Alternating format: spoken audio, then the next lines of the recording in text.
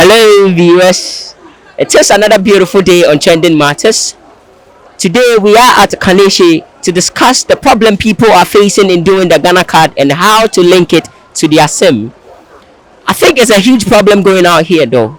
My name is Brian, and I'll be your host on this issue. Stick and stay for more views. I'll be right back.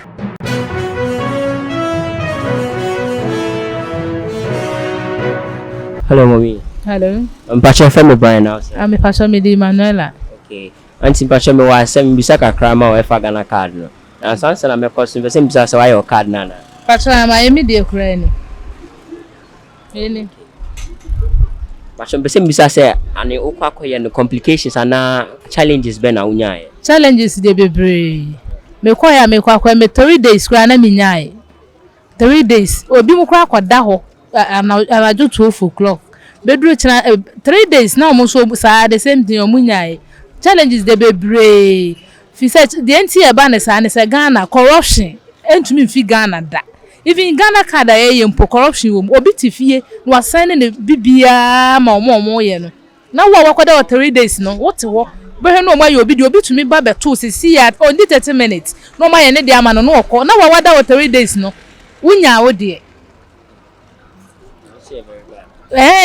enye Ghana nti sa corruption nye so mu ye fi won so still e da so ti o man nim ye kono sa so o man we de enkoso da because of sa corruption no nti challenge dey be brain ye face Timbacho dey na o ka ema government ni hwe na on hwe so say sa nyama we ni corruption na okay no eso bete wo sa Ghana card mu asem no obi antimi nya ne dey wa hontom dem me wo kan say Ghana se ye peni ye de a any penny for no mo hwe so make corruption free o man nim because obi ntimi kwada 3 days no obi mba 30 minutes no on be ye nko na de 3 days no oda so da ho obi kura nya ne de 3 days no kura bi da ho mpo no anya ne de up to now nti corruption na Ghana corruption adoso ahemfu mu corruption wom okọ penny for parliament ba bia corruption wom nti o mo hwe na corruption no mu nyai na moa ye nkwala amudi e kire ba no yes on bebre. I'm very happy for meeting people and granting me this interview. In fact, as I'm speaking to you, I myself have not gotten my card. Then the 2 years now, I've chased it. I don't know what to do again, honestly. And many people have been complaining, but me at times there's something that annoys me. I don't know what I don't know why the delayance. And you and the vice president that made us know that you are going to use or to do so many things. So why? They should try their possible best so that they do it in such a way everybody will get this card easily, because it's so stressful, which is very very bad. So they should know what to do. They should prepare and plan well for us all to get it, so that when we need it to use something, it won't give us much problem. Yeah. But I want to kindly ask if you know where they are doing it, because a lot of people are talking about it and people are still trying to find their way to where they could go and do their Ghana card. Anyway, I've settled about 5 places that people have been going, but I don't know. And next time I pass there, you see a long queue. Even at times in midnight, I see people starting queue in the midnight. But still, I don't know. I know a friend of mine. It has been in the queue for almost 1 month now. He has not gotten his card. Me myself, as I said, I've not gotten mine, so I don't know what to do. So my advice is the authorities they should do things that everybody will be able to get his card without going through under stresses and all those things. Yes. As we are talking, I done it so many months. As now, when I went to I have my papers, everything, but then when I registered at Anya, no Kwashima, no Malam, but they say I should go to some place. I don't know there. I went there, so many queue. I went there 3 times, but I can't leave my job because of the car too. To come there, always I'll take car 250 today. I went and stand up to 4 o'clock. I didn't get my car. Then I come out. When you call them, they say come and join queue. When you join the queue, they say the card not make ready. So I not see any. I think sense in this thing. You see, so the government should give some time to cross your ID card, then MTN. That one cannot solve this problem to us in Ghana. Yeah. So thank you. So please, right now, what measures are you taking since you've not been able to find your way out through this situation? And that's not there. I know I can't say anything because the thing is very short time. And when you went there after now, so many people are there. They and there. But you can't leave your job too. Always then we are going to form queue for because when you come back and they sack you too, what are you going to gain? You can't gain anything. So that is my problem. Oh, to me, Ghana card no more yende. Eh, na so they say no more yende there. Kwa mo fa so yende there nye. Such a way say obi betumi akwa ebeja na ejuma. Akwa akwotena for the whole day and 3 days. Akwa style say ye be ya ama no. No obi so etua protocol. Ujo pa na onyango ba ana onyango ba ma discover no wa bebetua no ya ya ama no. As if say de wonka nipa ho ana say de wonye adwuma titil bi a wo ya ban nipa ntino wo so wo betumi ade ya ma wo ye adwuma titil na wo kita usika papa bi na ya protocol na ya ma na wo wonye say adwuma ni bi wo de obesalize na nsa wo delay ya ma enso kwa abrochi ana kwa utu kwa country different ye nya sa protocol no Ghana hankwa ye sa protocol no nti sa wan ya corruption ya bibia ye ma de bia be de line no makechi wo ye protocol kwa be din kan nti protocol no de nya won film no wan ya de ni ye na ade no kwanta line no dos be bia be ko de line so sa nti anya nti won hwe no won ye ni ye Pacho na why all the other? Maya me ko di be 3 days ansa na ye ma me enu kwampo no me de me baketo na me de no ko ya ansa na omo hwe no mo ye Maya sa de anko wonye.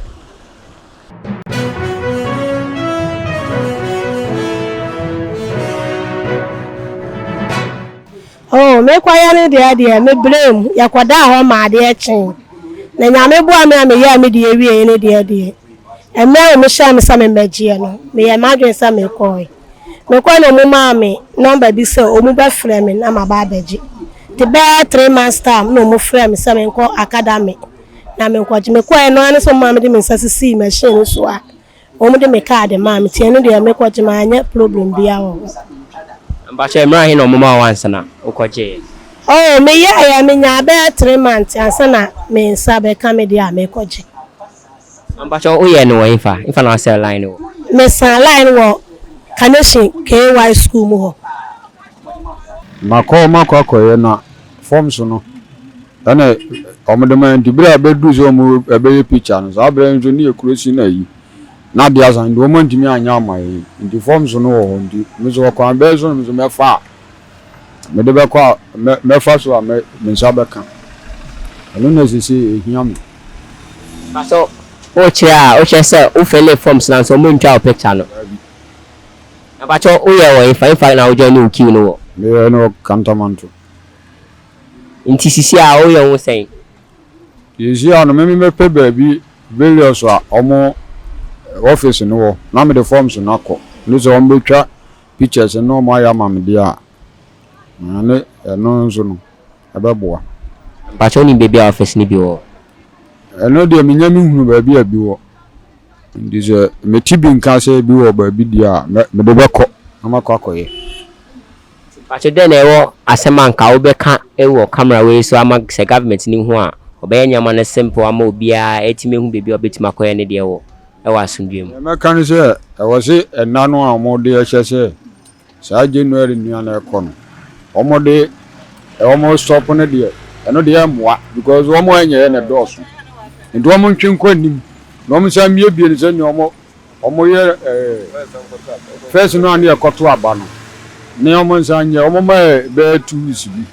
No omo anye ni ntimi mfanye se ne ye voter ID card no. Tindi omo ye ne sa no a be boa ye. Ama obi atimi aye bi. Ndi mezo me problem ne ho. Because the closing date no moa ye. Mo de maye mo. Mbasim sa se challenges be na okomu a o de our bra wo ye o card no. Card de no kwa na ewie ye no. Take 3 months kwa sana nsa ka card no.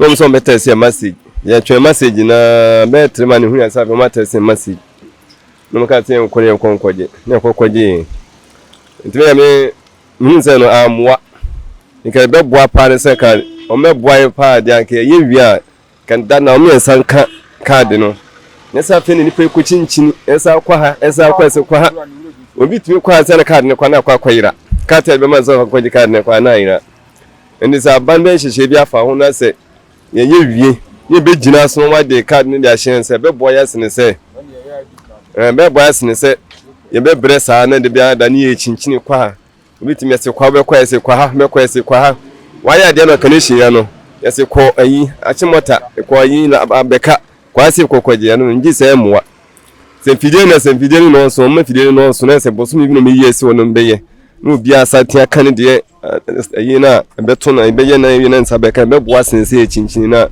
ani problem be be se card ya na bia de be bibia o Ghana ha ndi se am ni so be boa ama etimi ne card na mi bia de no mo ani ntimi bia santimi kan de ni manimu ya se be ya be boa ma de obi be so yi bia no o te is go ma diska kwoto bank woni bi me da kwa yi mi be se bi okọ beebi o so de card na okọ ya nso ni bi nti em sa na be hadwene ti be sra ban ni se menu mo ya de mo ye sisi an de onye se botan card ni wi ya na osaka na watimi de so de bia man so be se to abaye ni mu no Simpasho nsemuse chacho nse ifa na oye no na ahifa na okoje no mi na de me ye no bu ahye ya no koje na academy school mu honum Accra academy wona mo kokoje no nso be am ye no na no ma ye manfo de amo mu bibire honum de take 3 months na konya academy mi bi kwa kokoye bi besi na ne de no san kan na se okwa academy se afi on kwa beka se ya sad na to be foforo kra do se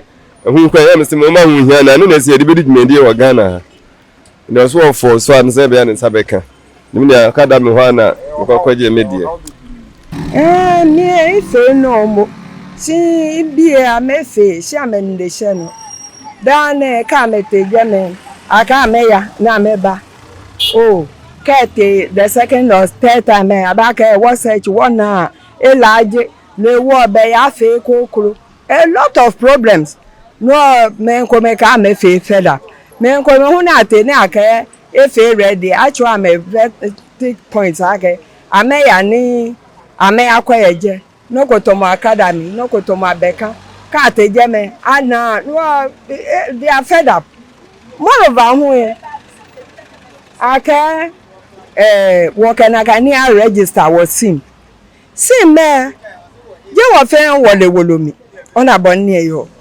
ni first afele to mo market places ababa ni aba fi ahawo agbene na afi na kan ni efi o first na afi wole aka ba cha no na kan no wo men ko men wa afi si ne ba se be ko aka pa fe mo no aya ke MTN o ke Airtel o ni na Tigo office no afi bona ba se je men na ye je me kakada mo ko ye ni to ni domotional medicine person aka imbewu ona no kan ho ni iye ni and you can't waste the whole time at that the place on a bonini to my office Tigo office lower in the office you can't waste your whole time but no like o te je o ba ko ba ho ni mu ahe ni ona hani ni efe head kan wo eja akashin bia na aha date ake ke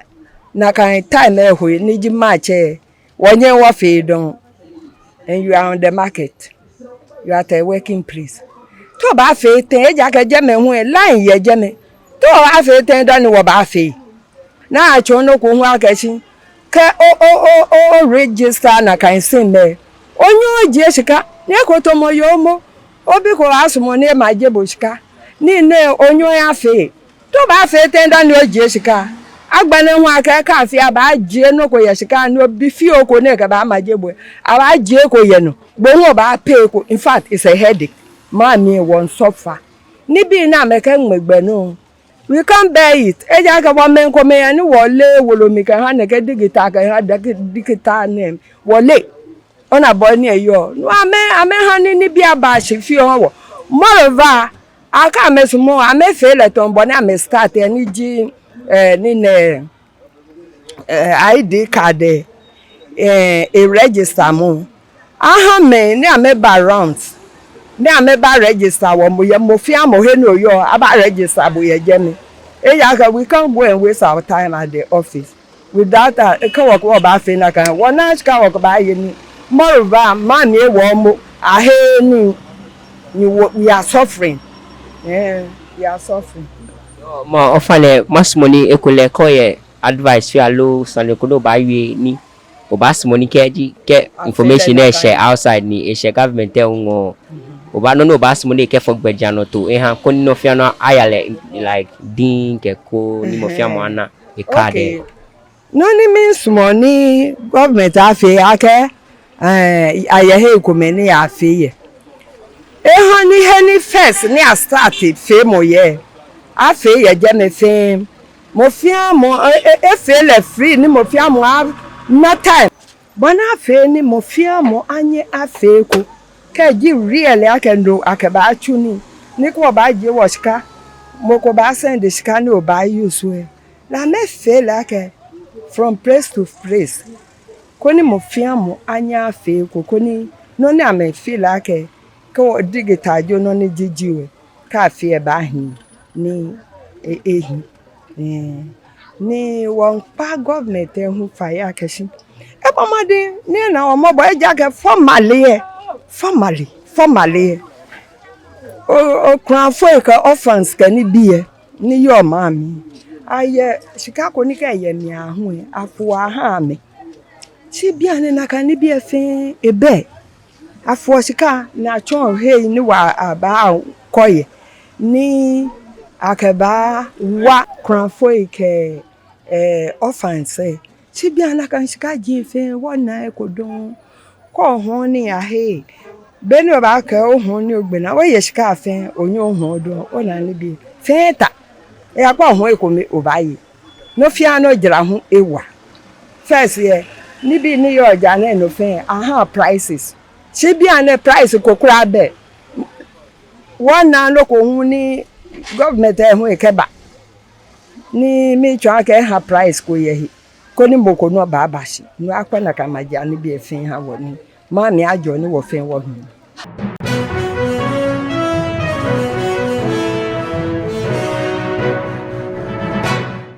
Naga na menyabio ameba wo fa yakwasala ya sala ya be do wiki na yenyabia ntimi se menibi ntmacho se we line se na sa da je na eni ho ana se dai asa se amde ba 2 weeks no ngaso bileki na se wona mo se yankoye ya cheap ni ade yesu yakita ya desagana kare rotuni akoye ntesi anu ya omoye no so omoye no he so omoye no ye ni me so omoye nankasa ntaka me bisa san ka se wo bibi kan emani si government wona onye bibi fa den na obeka yo esi adan ke yin na ya san ka banfa on so family ko esi anu ni be se ha baby be se tubata won chala ya won no enti esra banfa so on so fa date bi san so me bo be na ye enti esra no pa so on so family bi bo ne yin na ntumi nya bi because esi esa we on betwem ti esra no pa se on so family bi bo no bia ntumi nya bi na ye ho ntoye mi nya bi chese ade no Ghana ha ye dosu ena mre no no so de ma ye se ye mfa nya Ghana card na yetia ya na nti mwani tembi abe ko ne line kwane dawo ye tu kwan ko ye kuro mu nyina ye nsanka endi ye se Ghana card isu ye si wuni bia ye di pro ya ntimi register chip ntimi nya bibia achi ya adwimpa ma ye se ye hu de ye nya ye ho ya ye nya ebi no enti se pa no se na ya ye nya ebi no o ye den ena afa bi pesa mi se bi se na no Ghana card na wo de a kire ye ho no ni mire no so a ebe ye adwuma anasa ni mire no so na MPP for free so a ahye agu e ho akra no ye nti ase if say it means say ada agija ye adwuma to kakra ide me ye ma ko school ni ye nanti Ghana card ho if meeting tin nyina sa ade na ye be ye hu bi da e ka no nkwa ne time nti no ye nti ase onye bibi mfa wo moye Ghana card mi nyeye tema eba omuma asa 2 weeks no mi fu ka fi ha ko mi kro mi da me do mi kro mi yesi card no da mi do ye no omo so ma jaye na ma se lori fe fi aya ko mi kro mi fa igbe ma fu ka akọ ase abara mi nya lori fe kwa mi di beba ma fi ma bedu akra na omo si mi san ko ye baby a mi ni baby akra mu ye esa omo si first right ye kwa omo se ko ye kwa shi ye kwa ye nya ti esa so ye ti wa ni baby be akọ ye card no na card na se sia ye nim de e de ye be ka se ye di card Ghana card ni se ye Ghana card ye nti ase ye ni ngeke se ye Ghana card ndari na mo ye nti ase obi ti se mi se school ma ngo bi ko che se Ghana card ni se ye Ghana card obi bi ti se obi amikita Ghana card mi Ghana ni ma ese anu Ghana card ye ka se ye nti ase da go for ye pesrenu card na se nti bi nye na se anga se ye card na ye ni ma dia ye di card ni ye Uganda musi ID card ID ya sell ni se like 3 days 17 ID ni kitani sa miko banga si enye ejuma miko yi mobile money si mi ya den se na gara se enya bi nyanti e piesre no on boye na ye be nya card ni bia ye no on de si enye ye de eje tum se Ghana card ye be ye ba si ase omu ye no ye hosu ye nya bi nye ti e bia ye be nya bi ru no nchire ye na ye nye menye bi nye na ye si ye nko bebi omu ye ne nko ye kwa ye nye bi nye na ya ba ye si aye so ebi no mo ho aye dwuma ya hamati dwuma na ye fi se mo ye ne ti se ne a mo ye Ghana card no afi de bi se na mo ye Ghana card ye sa na mo ye no wo kwa ye si omu amaye dada no omu na mo oje enti ya ye nye kura no omu ma ye nye je si aye nye bi na ye si anu si ye chip no nso ya anya register ye ntumi yusu chip no ene se si anso ye be ye den ye ID card na ye na aye yi enti ga so ye peni se omu famra ti se be bi ye ID card no omu famra ho na ye so ye mesala na ye bi nye ti se ID card na ye no na ye nya Ghana card ni bi yusu na se amu nya ni sa na mu si mu ya ID card ye se ye hu se na ye be nya Ghana card ni bi na ye enti ye sere mu a se mu si ye nya ID Ghana card mu famra na ye so ye nya bi na munya nya moye no na aba na oto no ye hu no so bonya na aso no mo ba ka na se mu hu so bia na nam ha edwuma ye tete ho ye ni ya ma be de.